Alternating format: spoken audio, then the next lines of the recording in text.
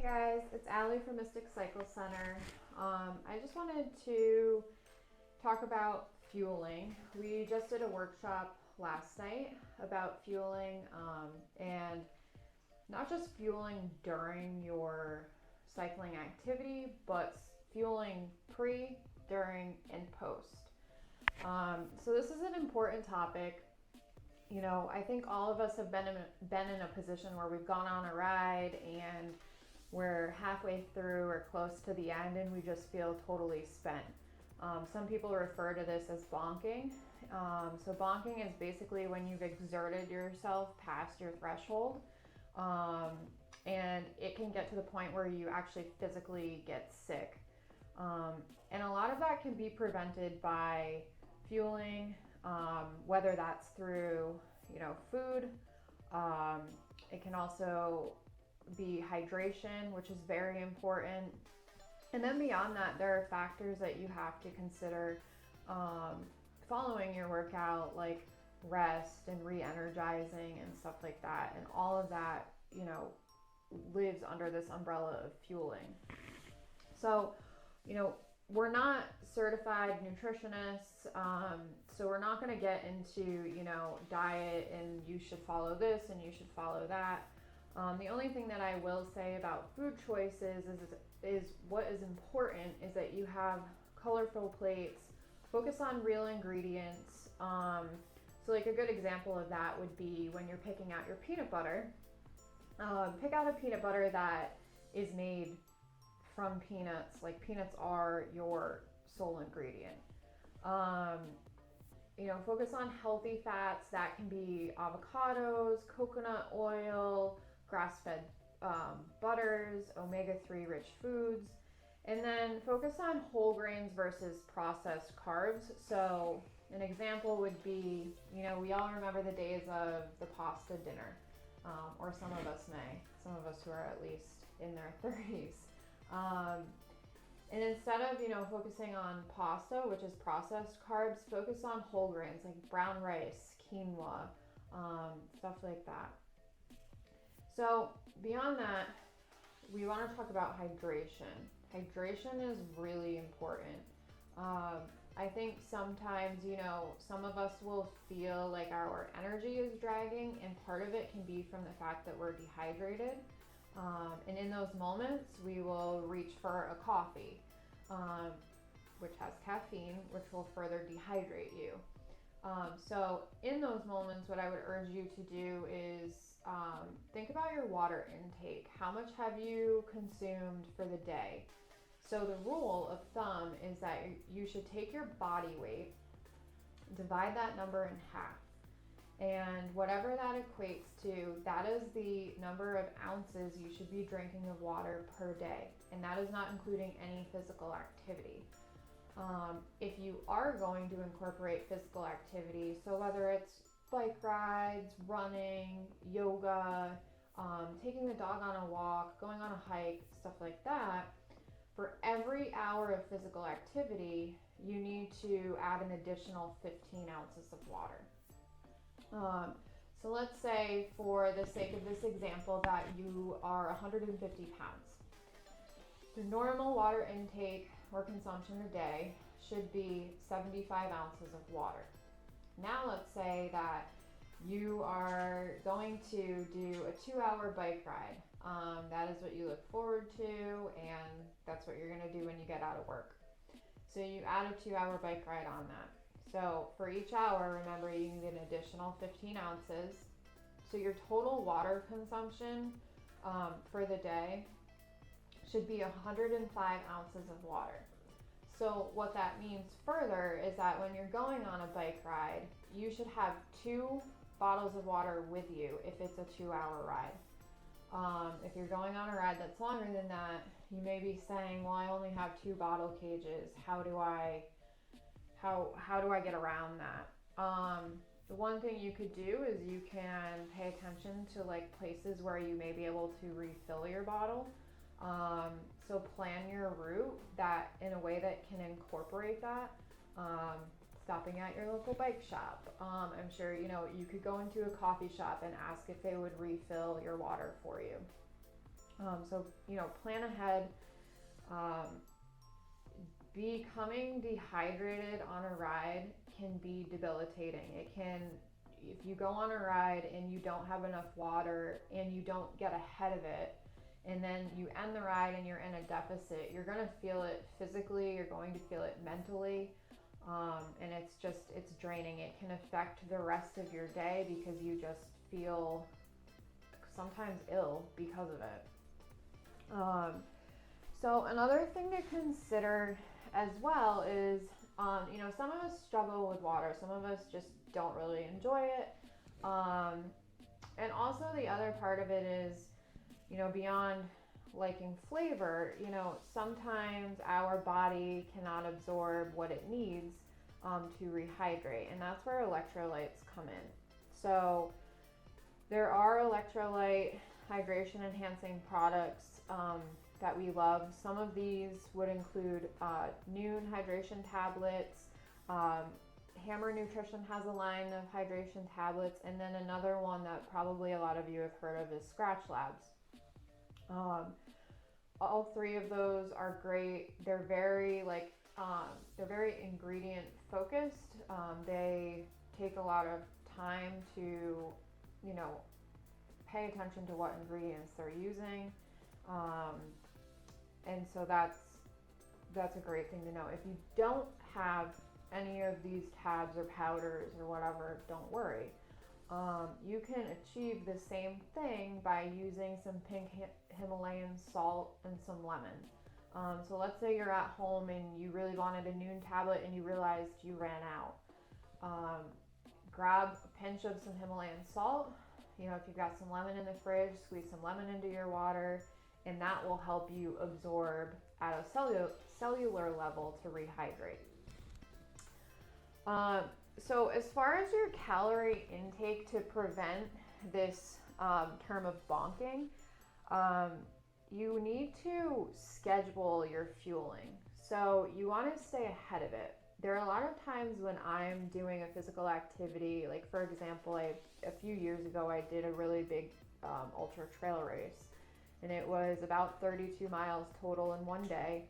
And in a situation like that, you have to make sure that you are replacing the calories that you're burning, even when you may not feel hungry to do so.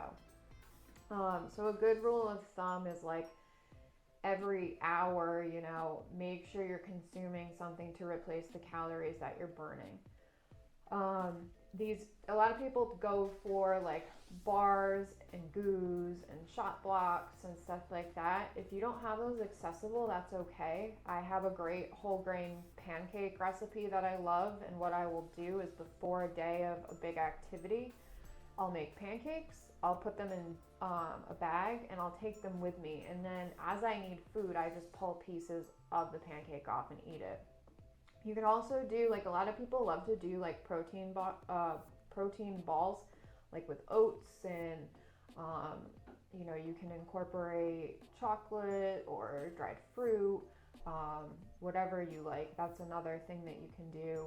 And all of these things you can freeze, and then the night before your big event or just a big workout, you can take these out of the freezer and then have them for your ride. Things that you don't have to necessarily freeze that are quicker to prepare: peanut butter sandwich, a tortilla with peanut butter and honey. You can throw some banana on it. You can grab a banana. A lot of cyclists, you'll see them on rides and they have a banana in their back jersey pocket. So there are a lot of foods that you can just grab from the grocery store and take with you. Lara bar, those are great. They use, whole foods for their ingredients. So like for a sweetener, they use dates instead of using sugar. And they use, dried fruits and stuff to achieve the taste that, the flavor of the bar. Those are a great option too. A lot of people like RX bars. I think the biggest thing when you're picking something to fuel yourself, choose something where when you read the ingredients on the back, you know what the ingredients are. paying attention to the ingredients is a really big deal. We had a question last night about Cliff Bar. Cliff Bar is a product that we used to carry at the bike shop all the time. The shelves were stocked with Cliff Bar. However, the Cliff Bar ingredient list just kept getting longer and longer and longer, and they became less focused on what they were putting into their bars, and we became more focused on what we were putting into our bodies. So we've since shifted away from that. Pro Bar is a great bar. I love Pro Bar because it's a higher calorie bar. It's a little bit bigger than your typical bar. And I think sometimes when you're doing these endurance activities, you're looking to replace as many calories as you can, requiring the least effort. So Pro Bar is a great option for that. The other part of it, though, is it's not just about what you put into your body, it's about how you treat your body. So fueling goes beyond just food. Fueling has to do with your recovery process as well. So sleep is huge. How much sleep are you getting every night? Are you getting at least 7 hours? We should be aiming anywhere from 7 to 9 hours, ideally 8 every night. That is when your body re-energizes itself, especially after cycling activities or other physical activities. You also have to consider your daily routine. So what is your job like? Is it stressful? Do you have a lot going on with your family that's putting more strain on you too? So these other outside factors that affect, our physical exercise and our body's ability to re-energize itself, and at what pace it can do so. So sleep is huge. You want to focus on getting good night's sleep, quality of sleep too. So, some things you can do. We all have cell phones, right? We're always on them. We spend hours a day on our phones. We use them for work. When you're getting ready for bed, the worst thing you can do for yourself is have that blue light in your face. When it's getting time to go to bed, you need to kind of allow your body to start to naturally shut down for that rest process. So, having a period of no screen time, an hour or two before bed can be really beneficial for you to fall asleep faster, get better quality of sleep. Put your phone on do not disturb so you don't have your phone beeping or vibrating in the background when you're trying to rest, because that will disturb your sleep as well. Set a bedtime. I know this sounds very elementary, but we get into these habits, I think, as adults where we're like, oh, let me just watch one more episode, or let me just do one more thing around the house before I go to bed. But when you stick to a bedtime, it creates that routine for you, and then equates to also a better night's rest, and satisfies that you're actually getting the amount of time you need for your body to re-energize itself. So speaking of stress, one thing that I want to point out, I have this image that I grabbed from the New York Post, their website, and you can see it's this glass, right? And it has these little things. It says full and empty. So the reason why I'm showing you that and I'm bringing this up is because you have to take into account your personality type. So for me, I am somebody who's naturally introverted. Chris, my husband and business partner, he's somebody who's naturally extroverted. So in the morning, when we both wake up, I wake up and my glass is usually, close to full. Chris wakes up and his glass is pretty near empty. And throughout the day, Chris charges himself, let's say, where his glass gets fuller and fuller and fuller with every interaction that he has because he's extroverted. Whereas for me, while my glass started full, with every interaction that I have, my glass depletes itself. Um, and the reason why that's important to note is at the end of the day, somebody who's extroverted feels charged up. They're ready to go. They're ready to take on the world. Whereas the person like me who's introverted, you end your day and you feel drained, like you're exhausted. You're not sure that you really have much energy to do anything else. You start playing in your head that you have dinner to make, you have chores to do, and you start kind of talking yourself out of, any physical activity or something like that. This is something that's, common. This is something that people who are naturally introverted face. And this is also where natural extroverts have a strength. But you also have to consider if you're naturally extroverted and you're in a working environment or a daily environment where you're required to be introverted, it also works, in the opposite way too. So you want to consider that that is going to play into, how you feel when you start a workout. And I typically find the hardest thing is just getting moving. I know a lot of people struggle with that too. And it's just, getting myself to the point of, okay, I'm going to do this. I'm not going to talk myself out of it anymore.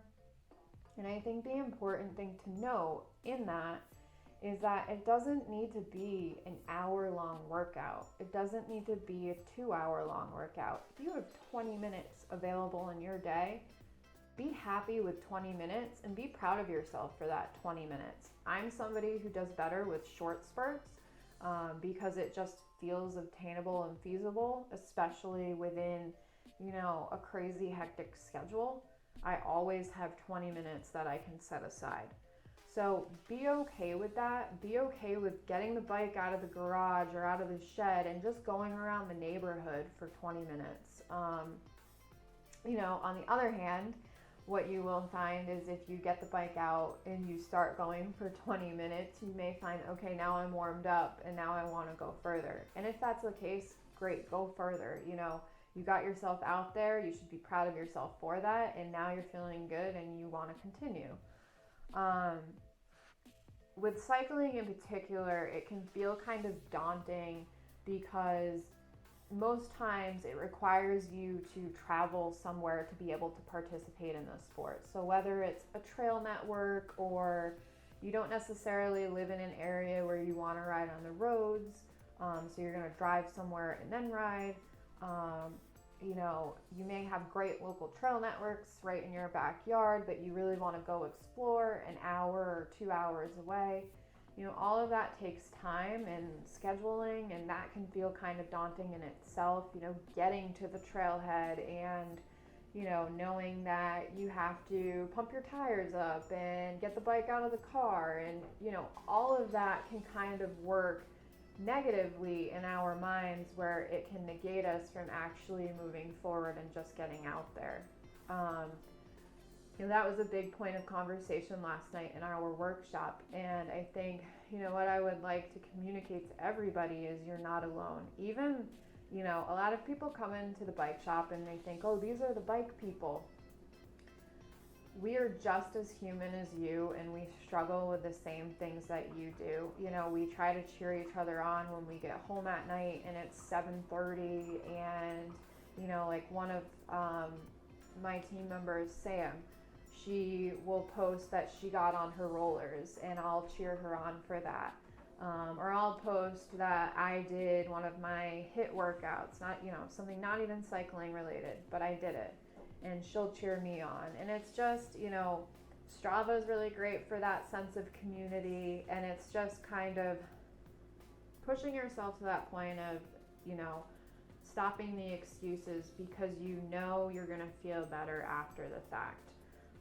So try to remind yourself in those moments that are hard that there's rarely a time that you finish your ride or your activity that you regret actually doing it.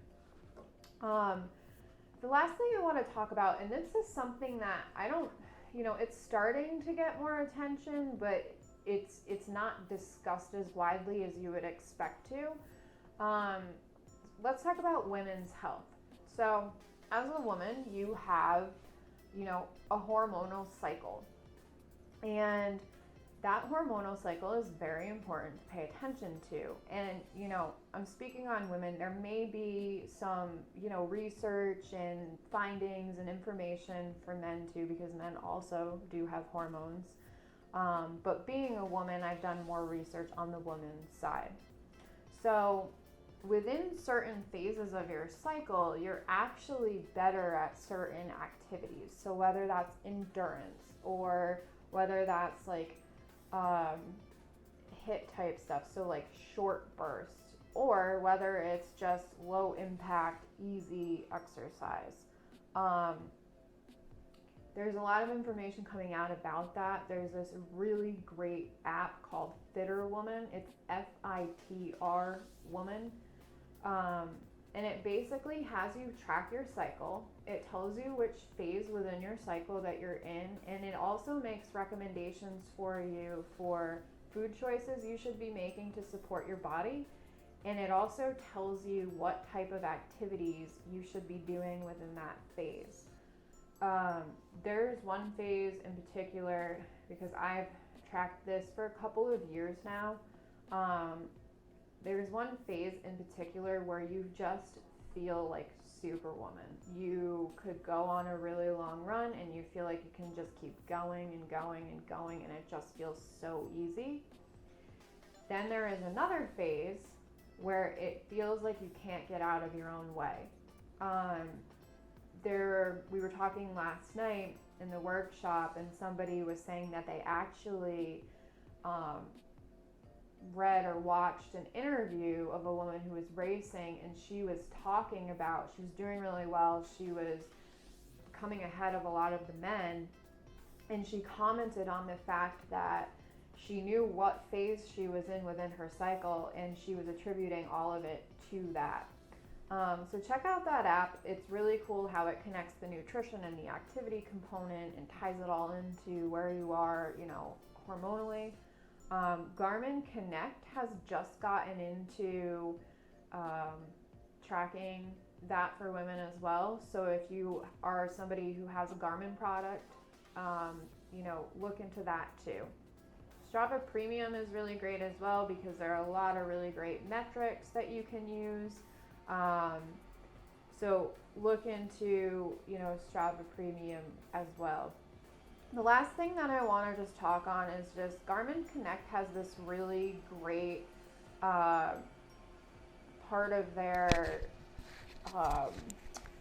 tracking metrics, and one of the things that they focus on is something called a body battery. And a body battery is basically like their measurement of where your body is at given everything going on in your life. So Garmin tracks your stress, your sleep, your resting heart rate, your physical activities and exertion, and they take all of that data and they use it to measure against this body battery. And it basically tells you this is where your body battery is at, and you need to rest for 2 days, 3 days. And again, it's measuring that throughout the entire day, because again, like I talked about, there are so many outside factors beyond just our physical activity that go into this equation. What we're going to do, so with body battery considered, that is something incorporated into all of Garmin's, products. So their wearables, their watches. So if you have questions about that, let us know.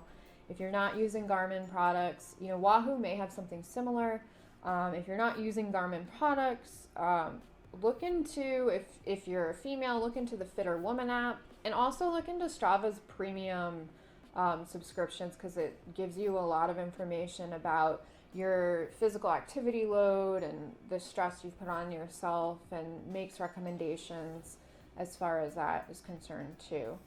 Again, if you were looking for us to tell you kind of like the magic diet that you should be following, I'm sorry that wasn't what this,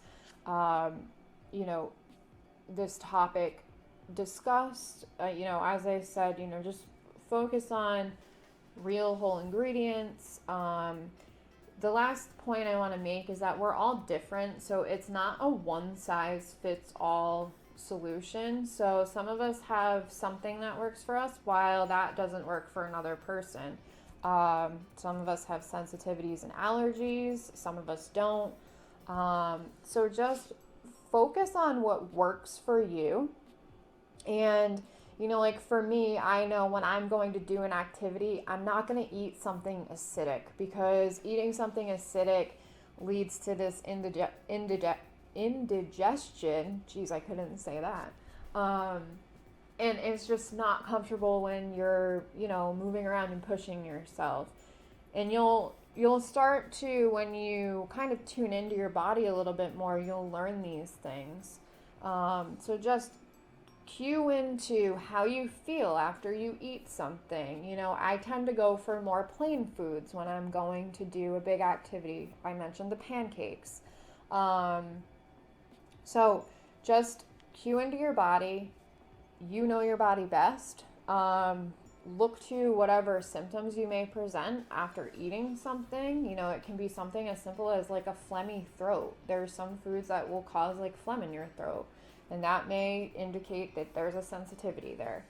But just listen to what your body is telling you, and then use that information to propel you forward. Next Wednesday, we have our Women's Roadside Fixes workshop. We are going to focus on how to fix your flat on the side of the road. We hope you join us. We are doing our workshop series on Wednesdays from 6 to 7, and those will continue on through the spring. Let us know if you have any suggestions. Please like and subscribe. Like this video, subscribe to our channel. Follow us on social media. You can find us at Mystic Cycle Center. And remember, center is CENTRE. And yeah, we'll see you next time. Thanks, guys.